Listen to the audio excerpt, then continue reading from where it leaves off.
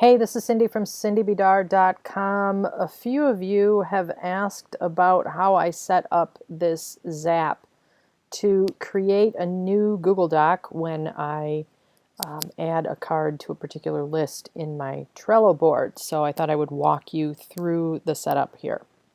So this is the trigger. So the first thing you see is Trello. This is the trigger, of course.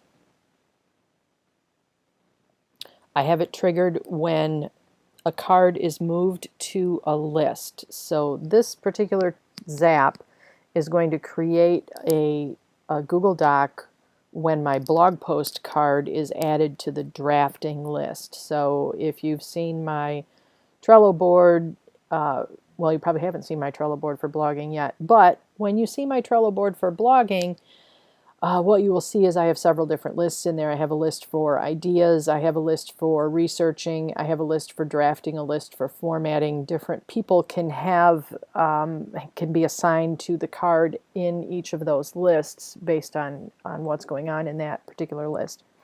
And in this case, when I have finished researching a blog post and I'm ready to start writing it, I move it to the drafting list, and that is what triggers this. That's what triggers this Zap. So if you don't see this in your list of triggers here, click the Show Less Common options. It may be in there. So the trigger is when a card is moved into a list. And this is just where the Trello connection is made. And here is where you choose your board and the list. So the board in my case is blog schedule and the list is drafting. And it can be any card, so I'm not going to choose a card from this list. I'm just going to leave that blank.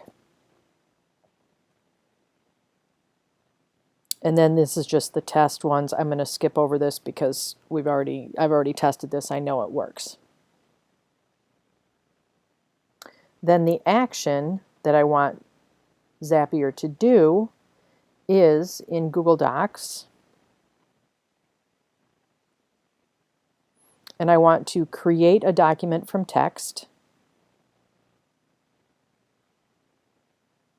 And this is my Google Docs account. I've already set it up and it's been tested and I know that works. And then the template is the document name is the name of the card. So if I click here, it is it's the card name. It's this first one right here. That's what my document is going to be called in Google Docs.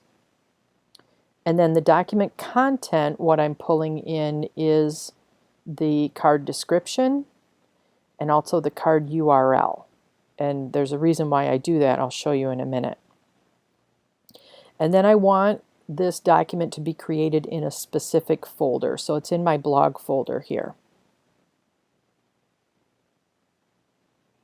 And I'm not going to test this, but I'm going to go ahead and run it. So I'm going to look on my dashboard. So let me go over to Trello and just show you how this works. So in my blog schedule board,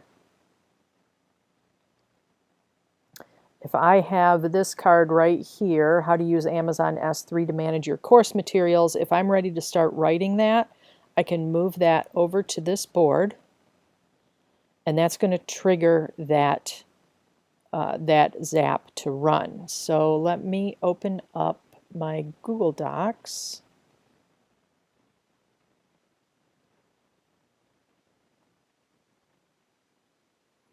And it's going to run in here. So you're going to see a bunch of files in here. And this new one is going to be named How to Use Amazon S3 to Manage Your Course Materials. So if I come back over here to Zapier and I go ahead and run this, it found one new item. That's what we expected. Come back over here. And there's the document right here, just popped up. And if I go ahead and open that, this is the description. And then this is the link to that card. And the reason I have a link to this card here is because I want to go ahead and take that link, open that card up, and then I want to link it back. So I want to add an attachment here in Google Drive.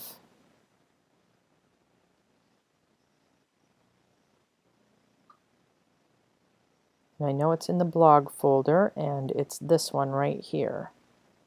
So the reason I have that link in that file is so that I can easily find the card that it goes to, so that I can make that connection. So there's a connection from the card to the document, and there's a connection from the document back to the card, so I can move back and forth as needed. So that's how I have that Zapier set up. Let me know, drop a comment if you have questions or need clarification on anything. Drop a comment below and I will get back to you.